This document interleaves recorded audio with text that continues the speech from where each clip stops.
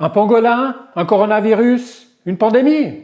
Pendant que le monde tourne au ralenti, qu'on compte nos cas, qu'on pleure nos morts, un secteur se frotte les mains, l'industrie pharmaceutique.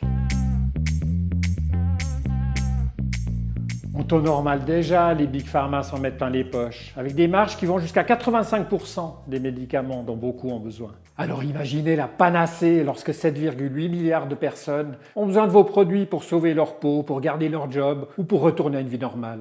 Au printemps 2020, les pharma promettaient, la bouche en cœur, de ne pas profiter de cette crise sans précédent. Les mots solidarité et intérêt public claquaient dans leurs communiqués, comme nos petites mains au balcon.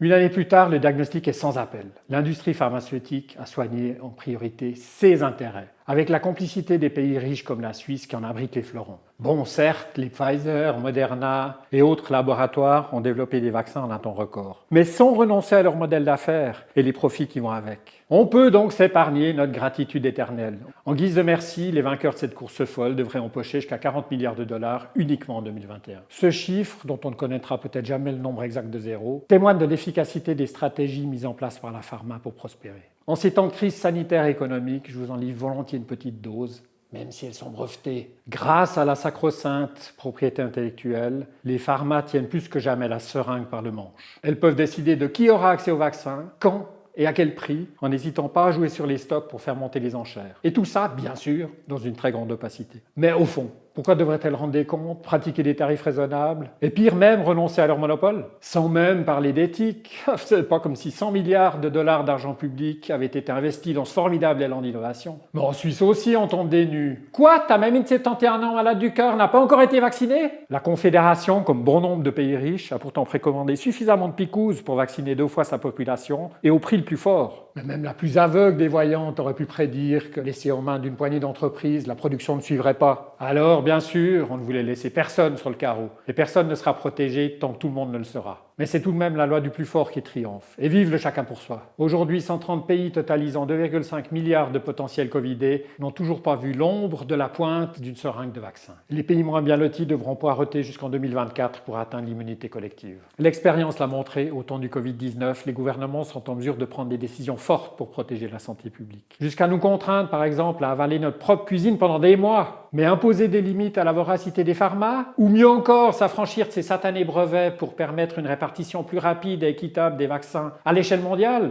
Non, vaut mieux continuer à blâmer le pangolin.